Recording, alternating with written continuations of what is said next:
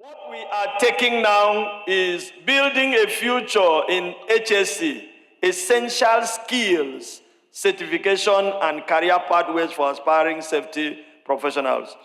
You can see that now this panel discussion is tailoring or is fitting into the just concluded lecture.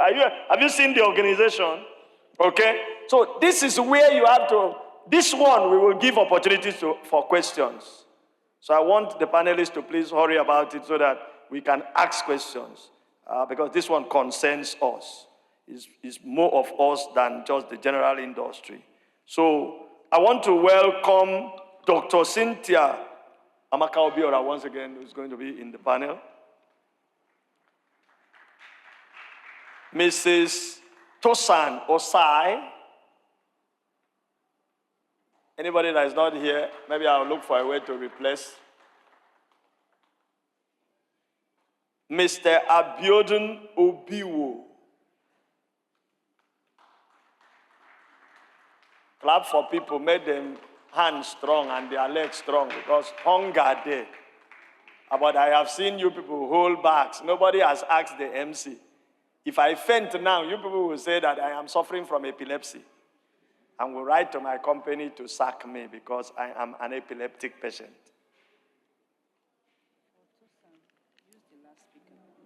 Okay. Okay, thank you. All right, so I'm in order. Engineer Gorman Ukenedo.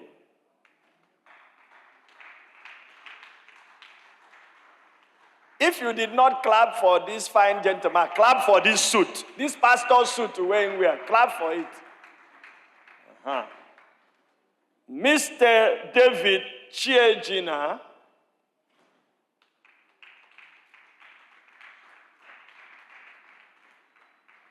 Should be the youngest man in this panel now. That's why he's coming out with jeans. Man has eaten money. Look at his stomach. Small boy. Now go marry wife. Can't turn big man to oppress me. Don't go walk. So want to replace Tosan Osai.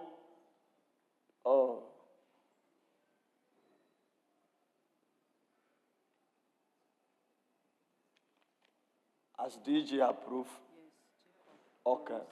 All right, we want to replace Tosan Osai with Jacob Oris.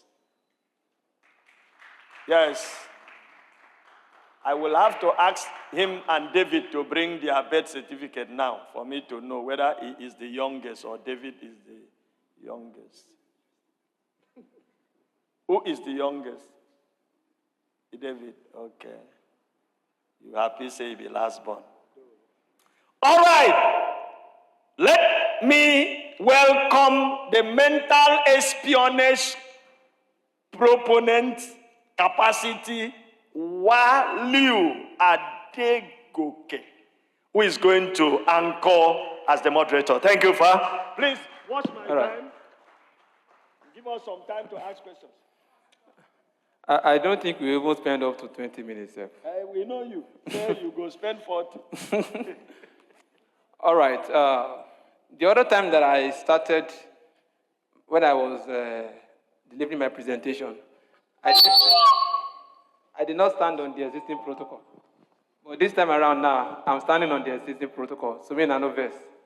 But I have to stand so that we'll be able to manage our time. Because by the time you are speaking and I'm behind you, you will know that I want you to speak fast. So they said many are called, but few are choosing. So these are the few. Please clap for yourselves. You are all the few that are choosing. Because this particular section is very, very important. And that's one of the reasons why we are here, to discuss about our profession. And please, I want us to make it as brief as possible because the time is fast spent. Our discussion today is about building a future in health safety and environment, essential skills, certifications, and career paths for aspiring safety professionals. So this is explicit. It is clear. It is not ambiguous. There's no need to go around and start defining what certificate is. We all understand this topic. Am I correct? We all understand the topic, Abi, so there's no need for explanation. So I have my handsome and beautiful panelist here. And when it comes to career, someone like me who is very young in the profession, we have crossed so many paths, and we have seen the little that we can see.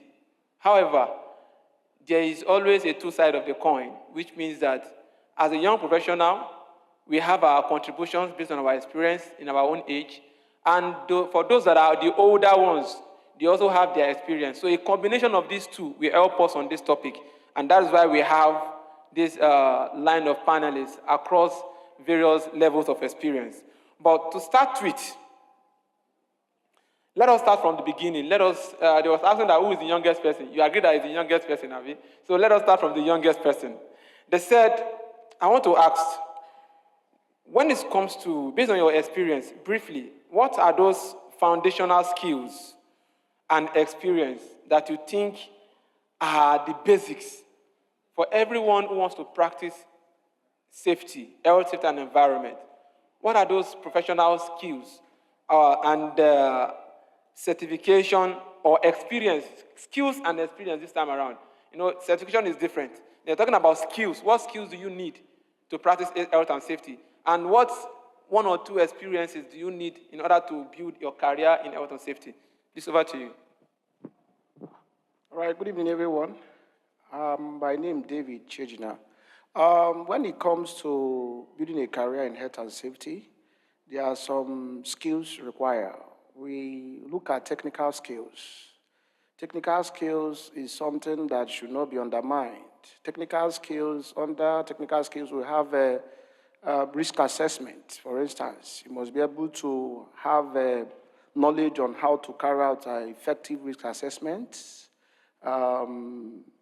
compliance, emergency response, basic first aid, and all that. Then we look at the leadership aspects, because the field of health and safety involves managing people, equipment, and resources. Managing people entails that you have to imbibe leadership and collaboration skills. Entails you being able to control things. You must also have problem-solving skills. Also is a requirement, problem-solving skills. Then we look at the certification aspect. Because when you don't know the purpose of a thing, abuse is inevitable. First, you have to have the passion. Passion will now ginger you to know what it entails, which requires you going for the basic. We have ISPON, which manage Health and Safety Act according to law. You can go for ISPON level 1. From level 1, you do level 2. From level 2, you do 3 and 4. Then if you now want to take it globally, because it's important that we aspire to be a global professional, not by limiting yourself, no matter where you find yourself. So it's also important you tend to go ahead by looking at the NEBOSH, OSHA, then to solidify your HSE, it's also important that you infuse a quality management system into it. Thank you. Let's give me a round of applause.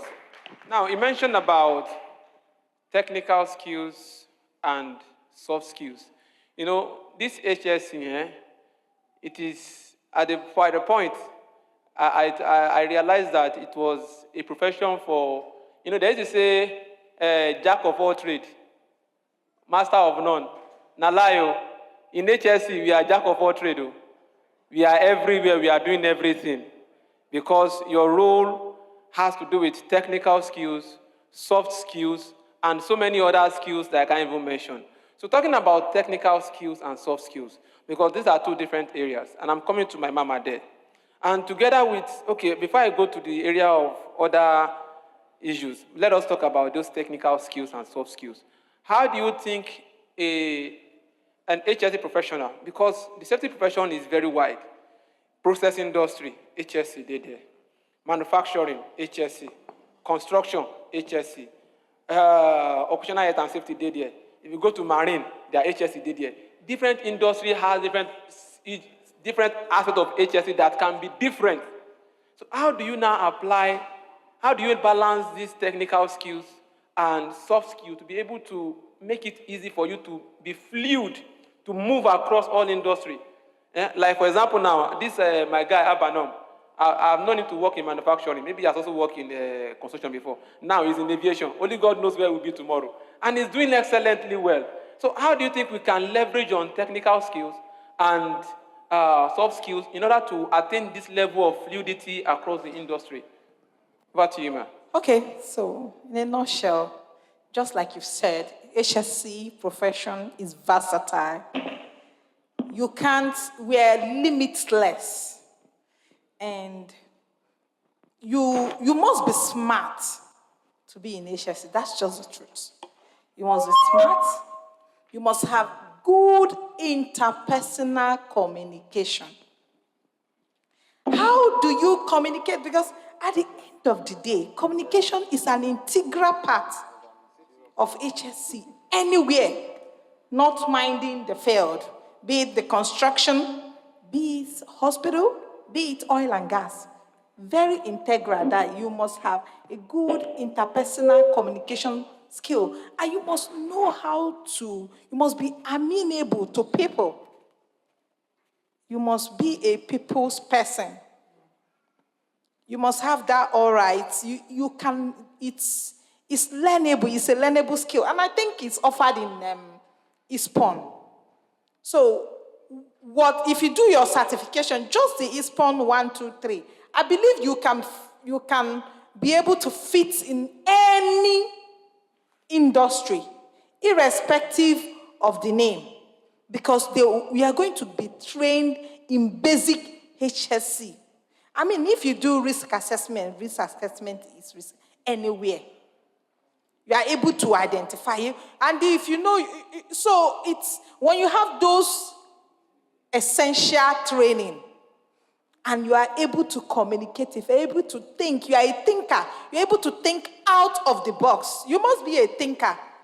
Your critical thinking must be top notch. And I believe everyone here, because if you are not, you will not be waiting till this time.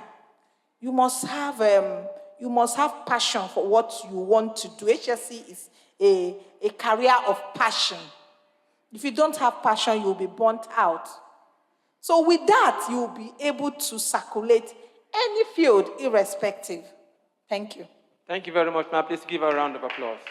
So it tells us that there are various aspects which she has mentioned that can make it easier for us to flow around these industries. And that's why the safety profession is a very beautiful profession. Even today, we are a relevant part. We are relevant stakeholders when it comes to ESG. ESG is everywhere now. ESG, everywhere, ESG, any small thing, ESG. And when you look at the E starts from environmental. Yes, the S starts for, and the G starts for governance. And when you look at what we have in health and safety, you will see that the same principles still applies. So that tells you how HSC is a good mind, where you can explore so many opportunities across all industries.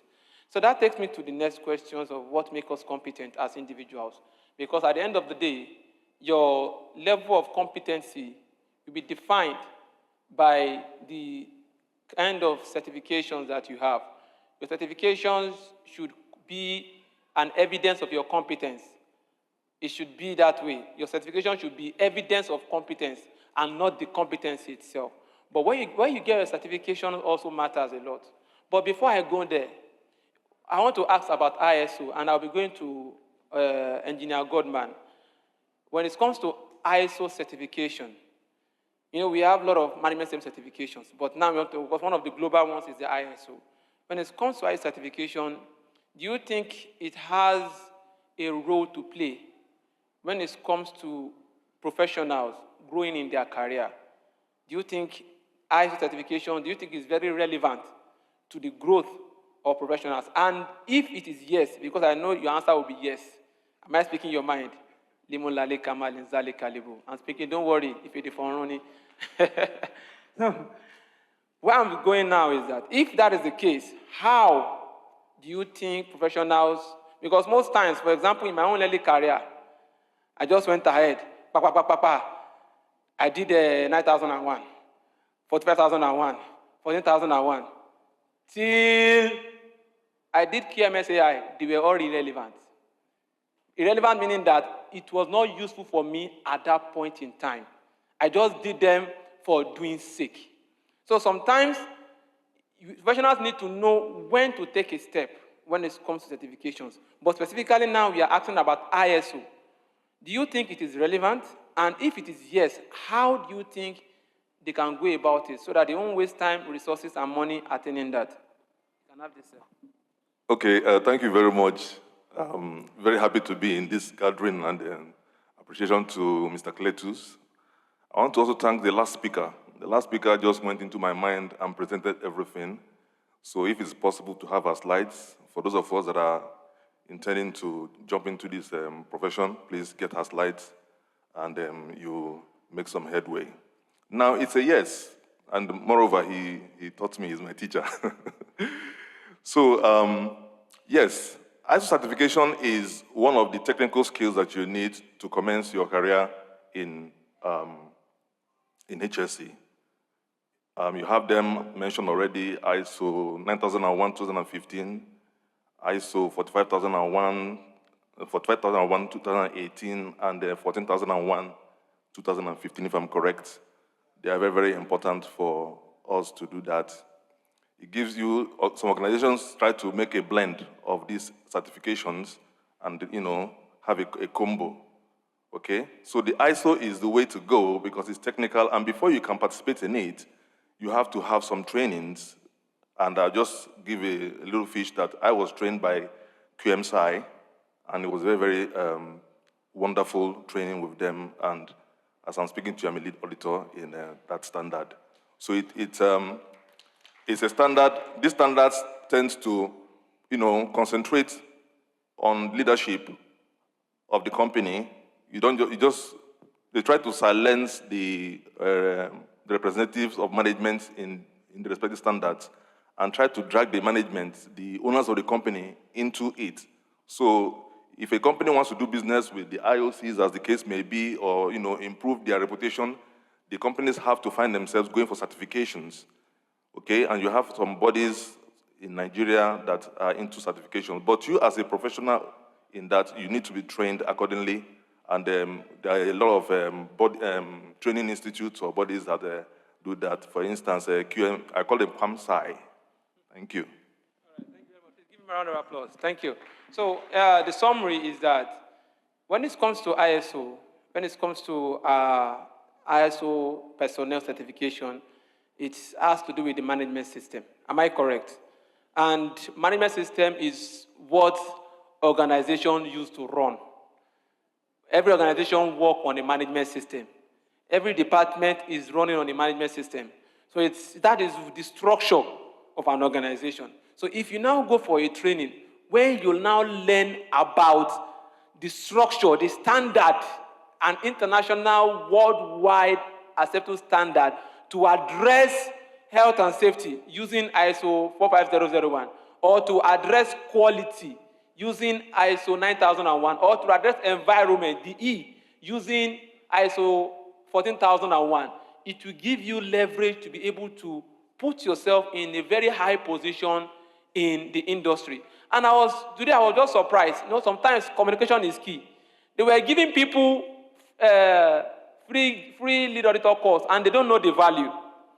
Apart from the certificate, if you go through the training with QMSAI, for those that have done training with other certification bodies, like they have mentioned so many names, but for this purpose I won't mention name, and those that later came to QMSAI approved training provider to do training, they will tell you the difference.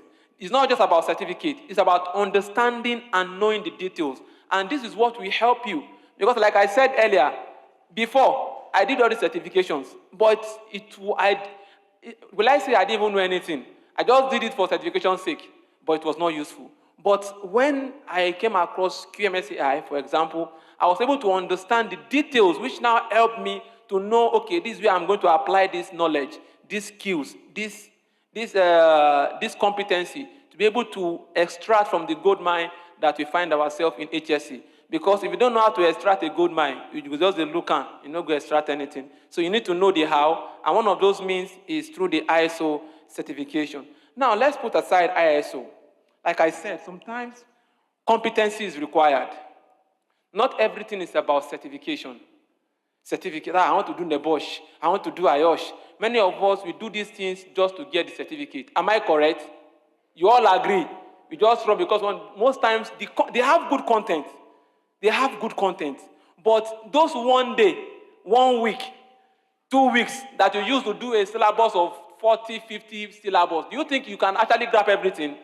Which takes me to my next question. Maoga, do you think bespoke courses, even though I've stylishly answered the question, but we want to hear your view. Do you think all these bespoke, tailored courses on specific areas for knowledge purpose, do you think it is a good aspect that young, aspiring professionals like me and some of my colleagues should go into? That's my question. Okay, once again, standing on the existing protocol. You are sitting, sir. Wali, let me rest. Thank you, Dr. Cletus, even if he doesn't want to accept. I've told him it's long overdue to be a doctor. So thank you for the opportunity. Before I answer that question, sir, I just want to add to one or two of what my fellow panelists have said, and that is the soft skills, some of the soft skills needed to survive or to succeed in this time. Again, kudos to the last presenter. She hit the nail on so many. One is, someone mentioned it, I think Prof mentioned it, public relation. Public relation is important. In my early careers, Wali was asking me and David, who is senior. I'm 17 years in HSE practice. I don't know how many years David is anyway. So in my early career, I had to go to Nigeria Institute of Public Relations Practitioner to do 1 year diploma course because of safety. When I became a safety officer for Greater Port Harcourt, then I didn't know that public relations was part of it. And when I identified that gap, I went and did that course for myself. And since then, the experience has been seamless. Again, you need other soft skills like, again, you must tell yourself the truth. Nobody will do the gap analysis for you.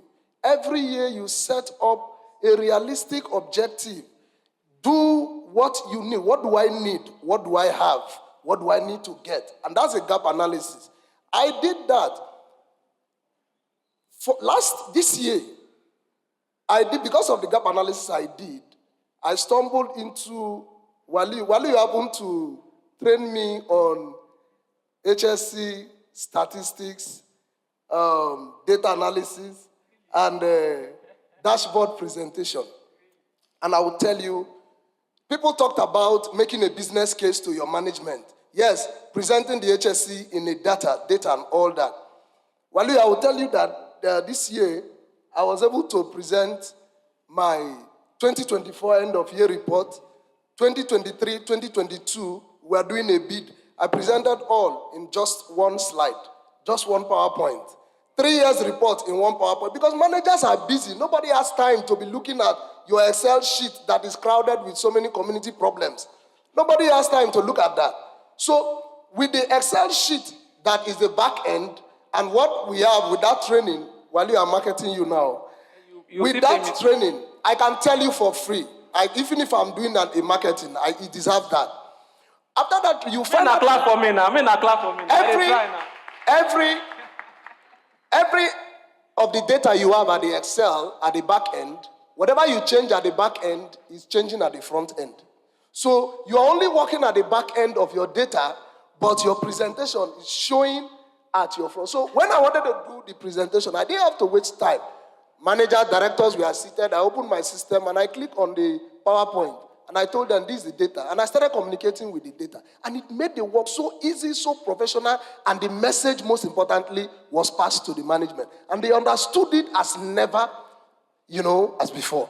So these are soft skills. Nobody asked me, I identified it that it was a missing link in my professional career, that data communication was a problem. I didn't want to communicate data the traditional model. And we devised the 21st century data communication model. And that works. I want to answer my question. Thank you. I want to answer my question. You asked me now. You don't answer, Anna. I told you that the one I was doing, I said, let me talk about that one before I answer the question. Should we allow him to answer the question now? You see, okay, you can have your time. Please, briefly. Okay, so when you talk about competency, I feel there are two parts for me. The professional part, a lot of people have talked about, I don't want to go into detail, and the academic part. But I just want to advise young professionals, like me inclusive, if we are doing this, yes, the professional part, you do the IGC, I have my diploma, I have all NEBOSH diploma, grad IOS, they are fine. But you need to, I was talking to Noate outside, and I told him, you need to understand the needs and expectations of your country as well. Clause 4.2 said that, understand the needs and expectations of your country. Nigeria do not respect more of, for those of you who are managers, when you finish the professional courses, it's my advice, take up some academic courses. If they want to appoint a director, you heard what the MC read for us. Suppose they want to start looking for, when they want to appoint people, they will not call you because you have NEBOSH IGC. They may most likely call you because you either have a first degree, or a master's degree, or a PhD. So those who have PhD, kudos to you. From next year, your season has come. I can tell you, across Nigeria, they will be looking for academic doctors. Prof, I know that this is your area. So nothing is, you can walk through the professional aisle, you can walk through the academic aisle, but if you have the time and the resources, walk on the boat, because me, I'm working on the boat, both on academic and both on the professional career. All right, thank you so much. Thank you. Even though you need to pay me extra for what you said you achieved. And that is, by the way, I'm safe. Thank you, sir.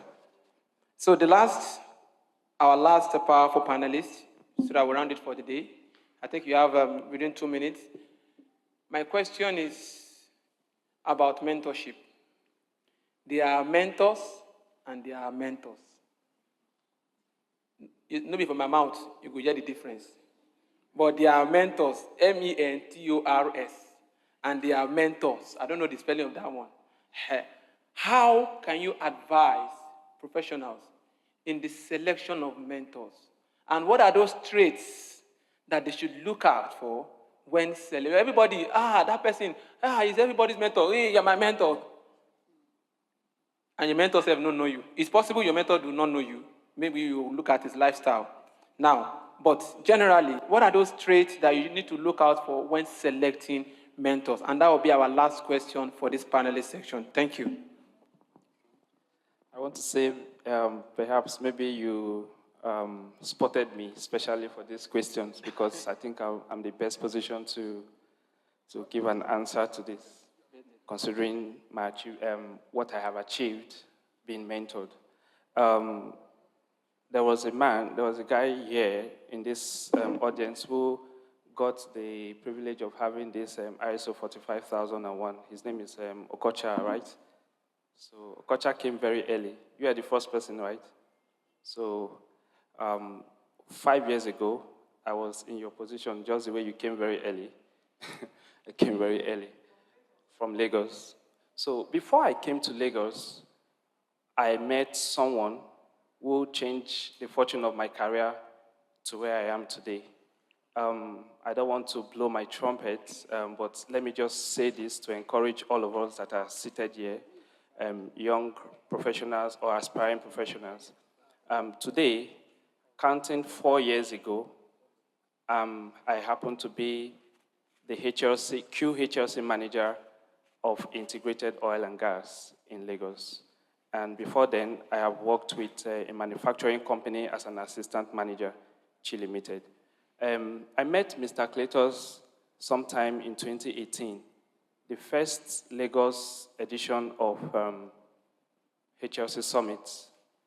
The way he spoke, I just told myself, this is the person I want to meet. I never know him. And immediately the whole place got crowded. I rushed up to him. One way or the other, I was fortunate. He gave me his number. And that was all. And the story is gone today now. So what I'm saying is identify mentors. I was speaking to someone who was close to me behind the scene that in all these lecturers, pick someone, identify one of them that you can hold on as soon as the person is leaving or wants to go. Meet that person. Try to tell that person you want to be mentored. And don't pick the call or don't chat him, telling him you need a job. You will lost it from there. Okay? Acquire knowledge. Let him know that you are hungry for the knowledge. And just like my mentor here, seated here, each time I hit the wall, I call him. And he always have a perfect solution to my quality management system problem. So, in a nutshell, I would say source for a mentor. And while you are sourcing for a mentor, be articulative enough to identify your needs. Do you want to aspire to become a lead auditor? Then the quality management system or the integrated management system in combine will suit you. Do you want to be a safety professional? Source for that mentor and identify with him and carry along from there. All right. Okay. All right. So you have found your mentor today. Let's assume you found your mentor. And then you took the contacts and you sent your mentor a message. And he or she did not respond. It's just the beginning. Please, if you are really in search of knowledge and you want your mentor to be impactful, you must keep chasing your mentor. You know how guys used to chase girls? Yeah, I'm a very practical. You need to come to my class. I teach practical. You must chase your mentor like you are toasting your girlfriend or, you must until your mentor becomes responsive to you. Because your mentor is obviously very busy. And you must chase him or her, not the other way around. Except you are not in quest for something. But if you are in quest, please chase until you get. Thank you. All right, thank you very much, ma'am. All right, just to... My flight, if I miss flight, now you won't miss it. Just So two please things round I up. want to say. And one is, a wise man, why you need a mentor? A wise man once said, if I have ever seen afar, I stood on the shoulder of those who have gone ahead of me. So you need a mentor to fly. Number two, if you have gotten a mentor, forget about the present benefit. Learn. I can assure you, if you learn, you will surely earn. Thank you. Thank you very much. So it's a wonderful panelist session. Please, let's give my wonderful panelists a round of applause. All right, thank you. So we're presenting our award.